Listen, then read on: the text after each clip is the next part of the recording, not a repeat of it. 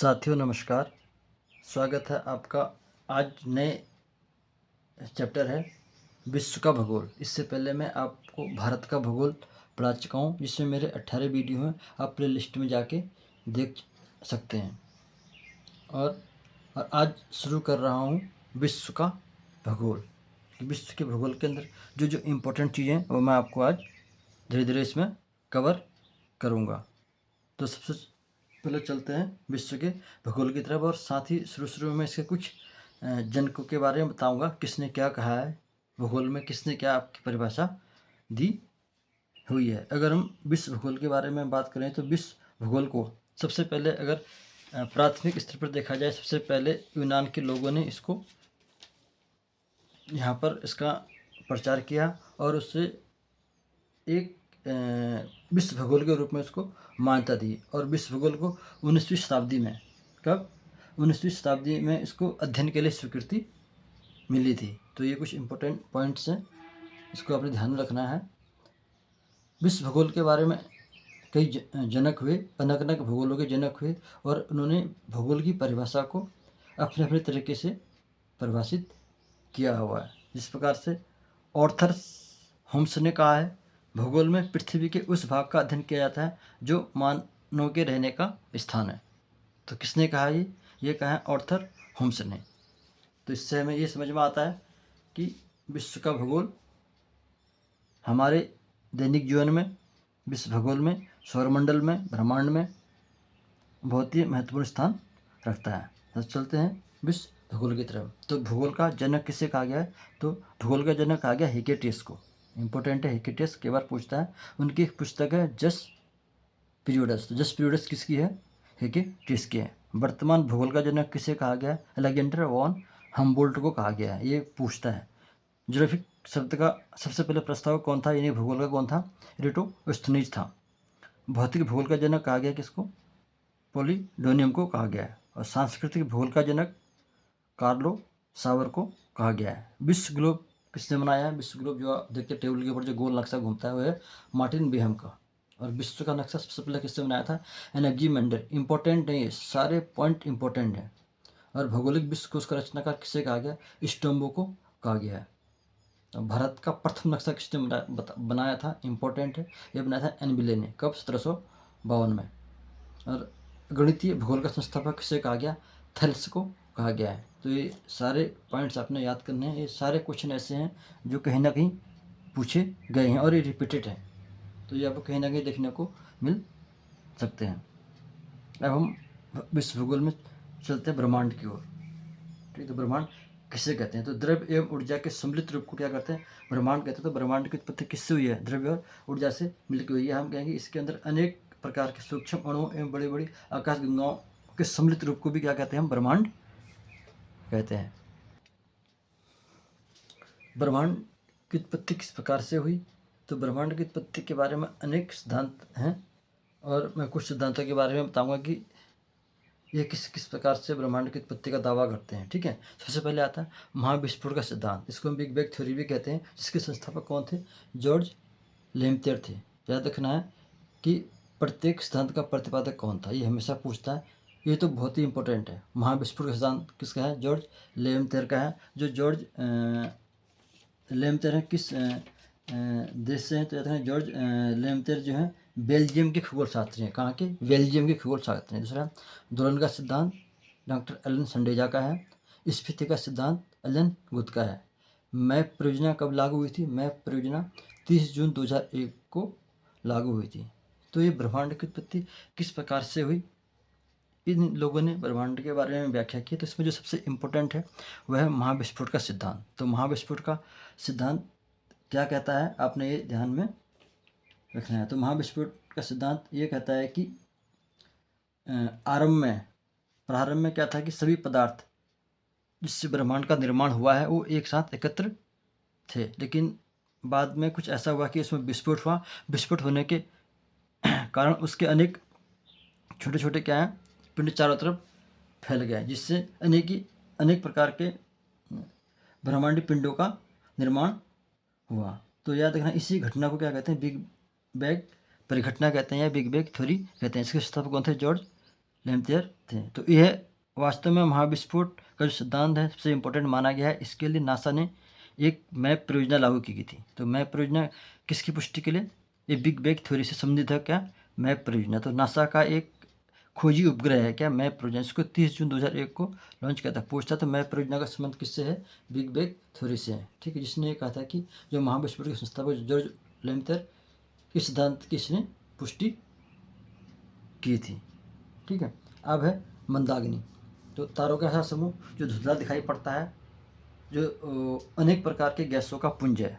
तारे क्या है? एक प्रकार के गैस हैं, तो उसे हम मंदाकिनी कहते हैं। अपनी पृथ्वी की एक मंदाकिनी है जिसे हम आकाशगंगा कहते हैं। तो याद रखना, तो आकाशगंगा का या मंदाकिनी का आकार कैसा है? सर्पिल आकार है। तो हमारी मंदाकिनी को सबसे पहले किसने खोजा था? तो गैलीलियो ने देखा था। याद रखना, किसने देखा था? गैलीलियो ने देखा था।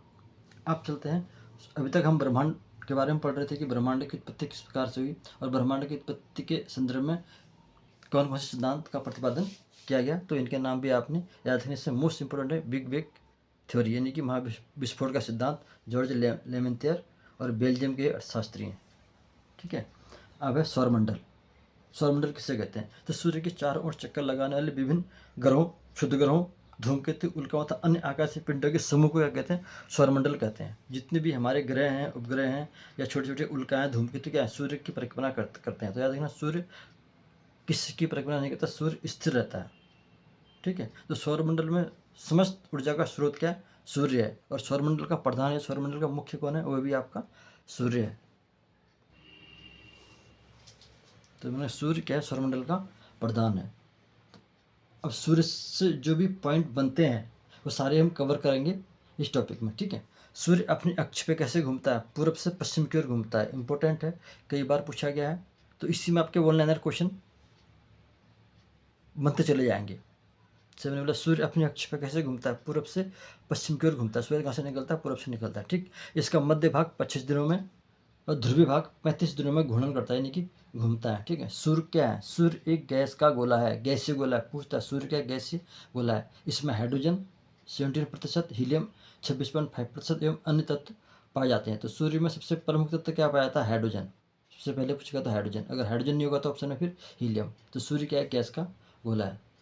ठीक है, सूर्य के केंद्रीय भाग को हम कोर कहते हैं। और सूर्य की बाहरी सतह का तापमान कितना है? 6000 डिग्री सेंटीग्रेड है। याद रखना, इंपॉर्टेंट है, कई बार पूछा गया है एसएससी एनटीपीसी में। सूर्य में ऊर्जा का प्रमुख स्रोत क्या है? नाभिकीय संलयन है। इंपॉर्टेंट है। सूर्य की उम्र कितनी है? एज 5 बिलियन वर्ष है। भविष्य में सूर्य द्वारा ऊर्जा देते रहने का समय कितना है? 10⁻11 वर्ष है। सूर्य के प्रकाश को पृथ्वी तक पहुंचने में कितना समय लगता है? तो याद रखना, 8 मिनट 16.6 सेकेंड लगता है। यानी कि सूर्य की जो रोशनी पृथ्वी में आने में इतना समय लेती है, 8 मिनट 16.6 सेकेंड। और चंद्रमा का 1.2 सेकेंड। ठीक है, सूर्य का व्यास कितना है? तो 13,92,000 किलोमीटर है। यानी पृथ्वी के व्यास से लगभग ये 110 गुना है। सूर्य हमारे पृथ्वी से लगभग 13 लाख गुना बड़ा है। तो ये सारे इंपॉर्टेंट पॉइंट हैं जो मैंने सूर्य से संबंधित कवर कर दिए हैं। तो ज़्यादातर इसमें दो चीज़ पूछता है, सूर्य की अपने अक्ष से कैसे घूमता है और सूर्य क्या है? एक गैसीय गोला। सूर्य में प्रमुख मात्रा में क्या पाई जाती है? हाइड्रोजन। ये ज़्यादातर ये 3-4 क्वेश्चन ऐसे इसके रिपीटेड क्वेश्चन है।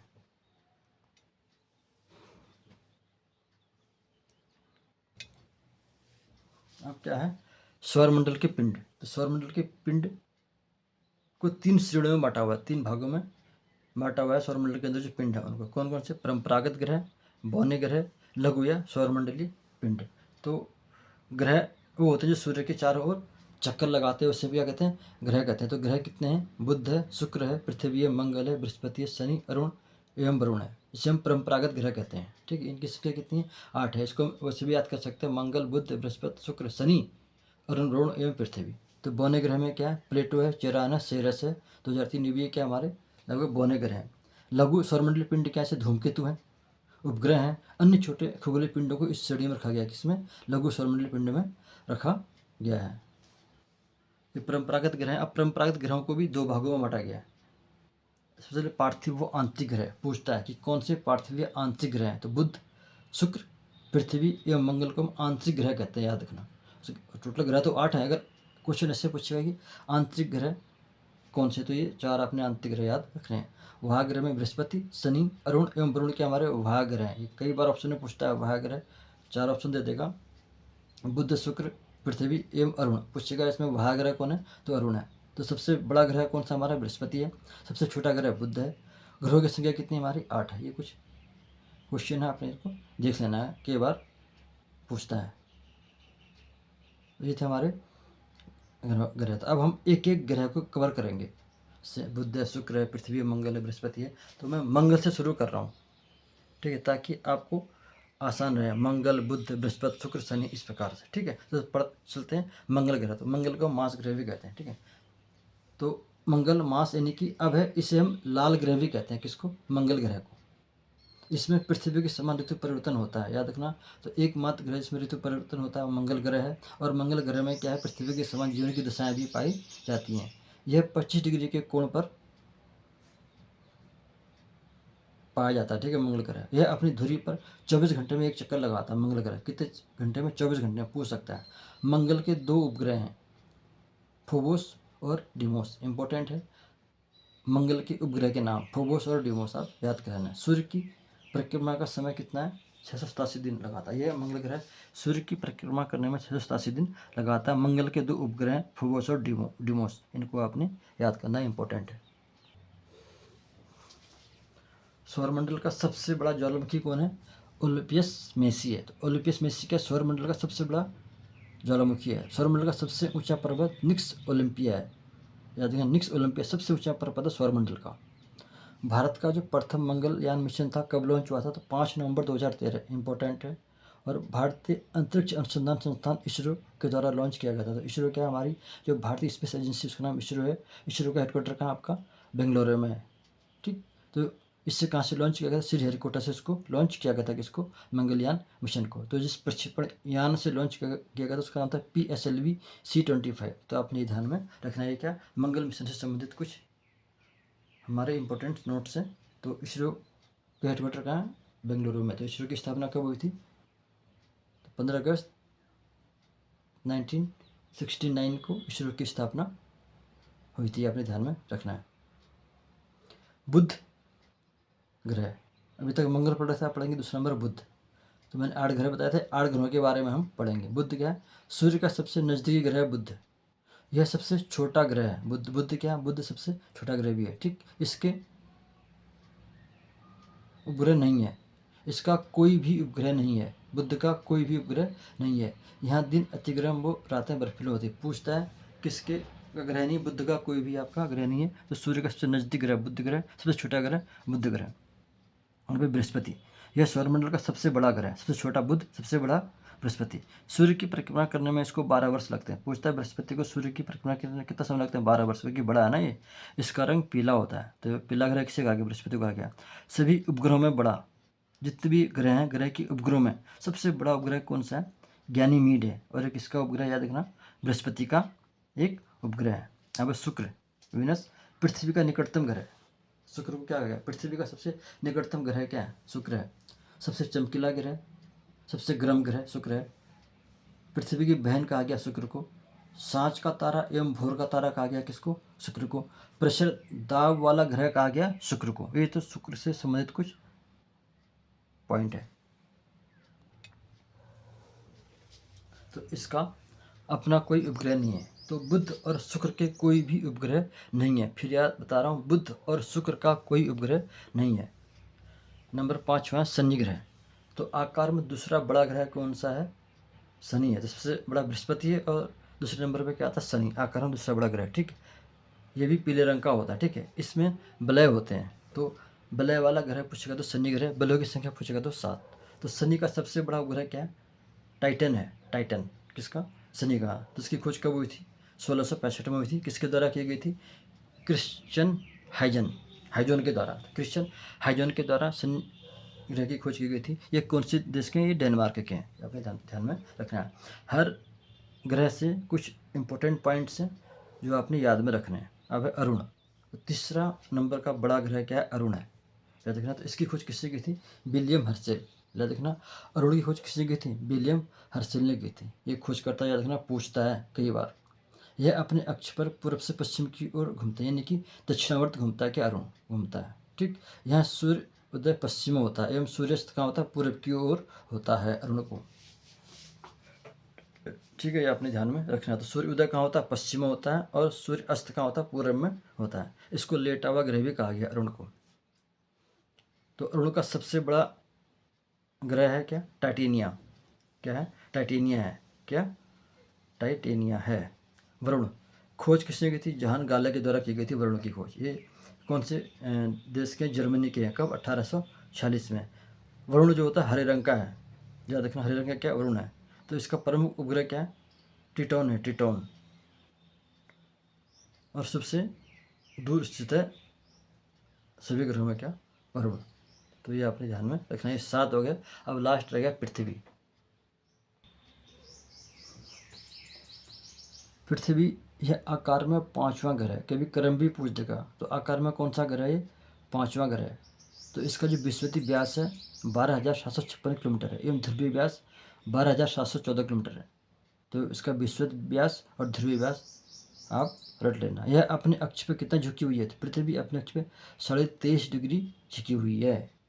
ठीक, पृथ्वी की दैनिक गति या घूर्णन गति से ही दिन व रात होते हैं। देखो, दिन व रात कब होते हैं, जब पृथ्वी अपने अक्ष पे गति करती है, दैनिक गति रोज करती है, घूर्णन गति करती है, उससे दिन व रात होते हैं। यानी घूर्णन करते करते सूर्य की जिस भाग में रोशनी होती है वहाँ पहुँचे तो वहाँ उजाला हो जाता है, और घूमते घूमते जो भाग अंधेरे में पहुँचता है सूर्य के तो वहाँ अंधेरा हो जाता है। पृथ्वी सूर्य की परिक्रमा करने में कितना समय लेता है, लगभग पृथ्वी समय लेती है 365 दिन 6 घंटे। पृथ्वी को नीला ग्रह भी कहा गया है। क्यों, क्योंकि यहाँ पर जल होने की वजह से क्या कहा गया, इसको नीला ग्रह भी कहा गया है। लेकिन मंगल ग्रह को क्या कहा गया, लाल ग्रह कहा गया, ये ध्यान देना। पृथ्वी का एकमात्र उपग्रह क्या है, चंद्रमा है। तो पृथ्वी का एकमात्र उपग्रह क्या है, चंद्रमा है। तो पृथ्वी की दैनिक गति या घूर्णन गति के कारण क्या होता है, दिन व रात होते हैं। तो याद रखना, दिन व रात कैसे होते हैं, पृथ्वी की दैनिक गति या घूर्णन गति से दिन व रात होते हैं। मैंने शुरू में बताया था कि जो पिंडों को 3 भागों में बांटा गया था, तो अब ये बौने ग्रह। तो बौने ग्रह में क्या, यम है। तो इसकी खोज 1930 में क्लाइड टॉमन ने की थी। तो यम बौने ग्रह इसलिए कहती है क्योंकि जो ये बौने ग्रह हैं, जो ग्रह की जो परिभाषा है उनको पूरा नहीं कर पाते, इसलिए इसको बौने ग्रहों में डाल दिया। जो प्राक सम्मेलन हुआ था, उसमें क्या किया था, यम को मतलब बौने ग्रह की श्रेणी में रखा गया है। सेरस, इसकी खोज पियाजे के द्वारा की गई थी, इटली के थे। लघु सौरमंडलीय पिंड, मैंने कहा था कि लघु सौरमंडलीय पिंड के बीच में क्या आते हैं, क्षुद्र ग्रह आते हैं, है ना, और उल्का पिंड आते हैं, और अन्य आते हैं। इसको क्या कहते हैं, लघु सौरमंडलीय पिंड कहते हैं। तो क्षुद्र ग्रह, तो मंगल व बृहस्पति के मध्य पाए जाते हैं क्षुद्र ग्रह। हमेशा देखना, क्षुद्र ग्रह कहाँ पाए जाते हैं, मंगल व बृहस्पति के मध्य पाए जाते हैं। तो फोर बेस्टा एकमात्र ऐसा क्षुद्र ग्रह जिसे हम नंगी आंखों से भी हम इसको देख सकते हैं। इसको बोलते हैं हम क्षुद्र, इसको हम बोलते हैं क्षुद्र ग्रह कहा जाता है। अब इसी में आते हैं धूमकेतु। तो धूमकेतु को भी क्या है, लघु या सौरमंडलीय पिंड की श्रेणी में ही डाला गया है। तो इसे धूमकेतु किसे कहते हैं, आसमान में क्या छोटे छोटे अरबों पिंड विद्यमान है, इसे धूमकेतु या पुच्छल तारा कहते हैं। जो हेले नामक धूमकेतु है उसका जो परिक्रमण काल है कितना, 76 वर्ष है, 76 वर्ष है। वो 1986 में दिखाई दिया था, अब 2062 में दिखाई देगा। कब दिखाई देगा, हेले नामक धूमकेतु 2062 में, यानी कि 76 वर्ष का परिक्रमा उसका काल है। ऐसे अनेक छोटे छोटे उल्का पिंड होते हैं जो टूट टूट कर गिरते रहते हैं। ये सब किस में आते हैं, लघु या सौरमंडलीय पिंड में आते हैं। साथियों, ये था भूगोल में ब्रह्मांड और सौरमंडल से संबंधित कुछ इम्पोर्टेंट तथ्य थे। अब चलते हैं पृथ्वी और उसका सौरिक संबंध, यानी कि पृथ्वी और सौरमंडल का क्या आपस में संबंध है। तो मैंने पहले ही बताया था कि पृथ्वी की जो गति को 2 भागों में विभाजित किया गया है, घूर्णन गति अथवा दैनिक गति, और परिक्रमण अथवा वास्तविक गति। इन दोनों गतियों में क्या अंतर है वो अपने ध्यान देना। घूर्णन गति अथवा दैनिक गति, पृथ्वी सदैव अपने अक्ष पर कैसे घूमती है, पश्चिम से पूर्व की ओर घूमती। इंपॉर्टेंट, सूरज कैसे घूमता है, पूर्व से पश्चिम की ओर, और पृथ्वी कैसे घूमती है अपने अक्ष पे, पश्चिम से पूर्व की ओर घूमती है। ये इंपॉर्टेंट क्वेश्चन है, जिसे हम घूर्णन या परिभ्रमण कहते हैं। इसके कारण दिन व रात होते हैं। पृथ्वी के अपने अक्ष में घूमने से क्या होते हैं, दिन व रात होते हैं। दूसरा है तुम्हारा परिक्रमण या वार्षिक गति। पृथ्वी अपने अक्ष पे घूमने के साथ साथ क्या करती है, सूर्य के चारों ओर एक दीर्घवृत्तीय कक्षा में घूमती है। इंपॉर्टेंट है, दीर्घवृत्तीय कक्षा में घूमती है, जिससे हम परिक्रमा काल या वार्षिक गति कहते हैं। तो पृथ्वी को इस गति को पूरा करने में 365 दिन या 6 घंटे लगते हैं। यदि पृथ्वी की 2 गतियाँ होती हैं, जिससे दिन व रात बड़े होते हैं। किससे, दैनिक गति या घूर्णन गति से। ठीक है, ये पृथ्वी से संबंधित 2 गतियाँ हैं। अब चलते हैं उपसौर। तो उपसौर वह अवस्था होती है जब पृथ्वी सूर्य की परिक्रमा क्या करती है, एक दीर्घवृत्तीय कक्षा में करती है। करते करते क्या होती है, जब पृथ्वी सूर्य के अत्यधिक पास आ जाती है। पृथ्वी क्या है, सूर्य के अत्यधिक पास आती है, तो इसे हम उपसौर कहते हैं। यहाँ पर पृथ्वी और सूर्य के बीच की दूरी कम हो जाती है। तो याद रखना, उपसौर माने उप माने छोटा, डिप्टी छोटा होना। तो यह स्थिति कब होती है, यह स्थिति हमेशा 3 जनवरी को बनती है। तो उपसौर की स्थिति कब बनती है, हमेशा 3 जनवरी को बनती है। साथियों, इससे आगे और भी है, लेकिन वीडियो बहुत लंबा हो जा रहा है, इसीलिए मैं इस चैप्टर को यहाँ पर समाप्त करता हूँ। अगला मैं आपको ऑफशोर से शुरू करूँगा। इम्पोर्टेंट चैप्टर है, इम्पोर्टेंट पॉइंट्स मैंने इसमें पढ़ाए हैं, इनको आपने पढ़ लेना है और इससे क्वेश्चन बनते ही बनते हैं। तो वीडियो को लाइक करें, शेयर करें और चैनल को सब्सक्राइब करें। धन्यवाद।